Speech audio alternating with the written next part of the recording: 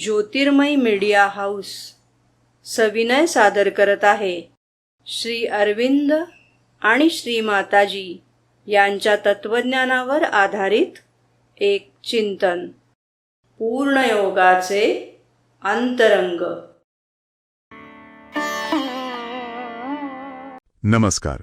आज आपण श्रीमाताजींच्या आंतरिक शुद्धतेचा मार्ग या लेखातील काही विचारांवर थोडं खोलात जाऊन बोलणार आहोत. लेखाचा मुख्य भर दिसतो तो म्हणजे आपल्याला जे बदल स्वतःमध्ये हवे आहेत त्यासाठी आपलं लक्ष कुठे हवं यावर. हो, अगदी. आणि सुरुवातच होते एका महत्वाच्या मुद्द्याने.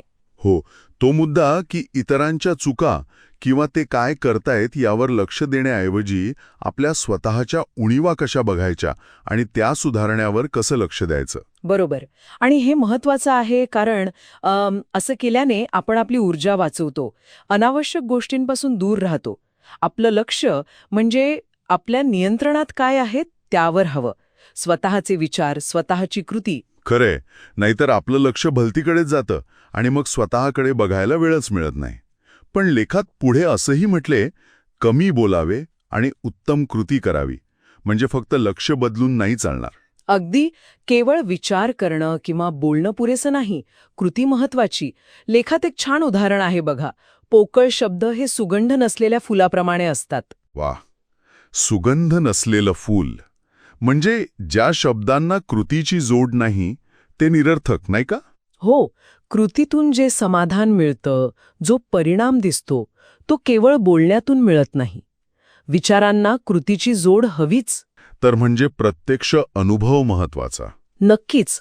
अनुभवातून शिकणं, कृतीतून बदल घडवणं हे जास्त प्रभावी आहे. लेखात पुढे अजून एक छान मुद्दा आहे.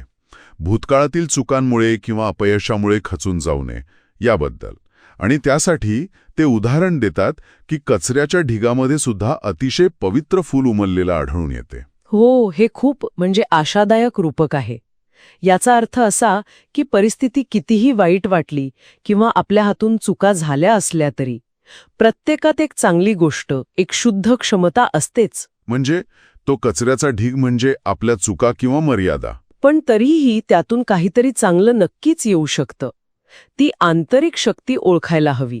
पण मग त्या फुलावर लक्ष कसं न्यायचं ते सोपं नाहीये नेहमी. लेखाचा भर दृष्टिकोन बदलण्यावर आहे. म्हणजे चुकांमध्ये अडकून न राहता आपल्यातल्या चांगुलपणावर विश्वास ठेवायचा. भूतकाळ आपण बदलू शकत नाही, पण त्याकडे बघण्याचा आपला दृष्टिकोन तो बदलला की पुढे जायला मदत होते. आणि मग येतो शेवटचा, पण मला वाटतं सगळ्यात प्रभावी विचार. जे तुम्ही बनू इच्छिता केवळ त्यावरच लक्ष केंद्रित करा. तुम्ही जे बनू इच्छित नाही ते संपूर्णपणे शक्य तितके निशेषतया विसरण्याचा प्रयत्न करा. हे खूप शक्तिशाली वाटतं. खरे, हा एक प्रकारे संपूर्ण लेखाचा सारच आहे. आपली ऊर्जा जिथे जाईल तसाच परिणाम आपल्याला दिसणार. आपण जर सतत काय नकोय, काय चुकलंय याचाच विचार करत राहिलो तर नकळत आपण त्यालाच खतपाणी घालतो. अगदी.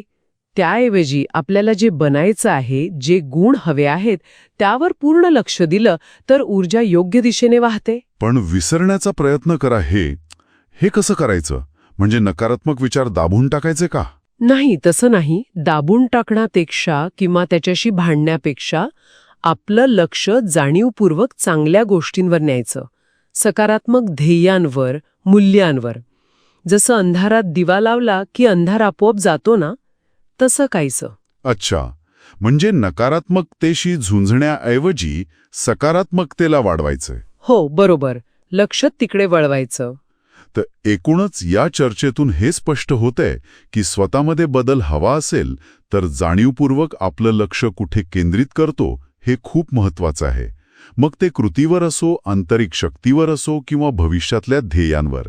या सगळ्या विचारांच्या पार्श्वभूमीवर ऐकणाऱ्यांसाठी एक विचार सोडून जातो. आपल्या रोजच्या जगण्यात इतरांशी तुलना किंवा भूतकाळात रमणं यापासून लक्ष बाजूला करून खऱ्या अर्थाने जे बनायचं आहे त्यावर लक्ष देण्यासाठी आज आपण अगदी छोटंसं असं कोणतं एक पाऊल उचलू शकतो?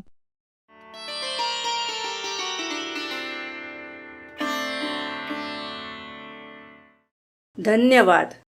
उद्या पुन्हा भेटूया आपल्या ऑरो मराठी चॅनलवर.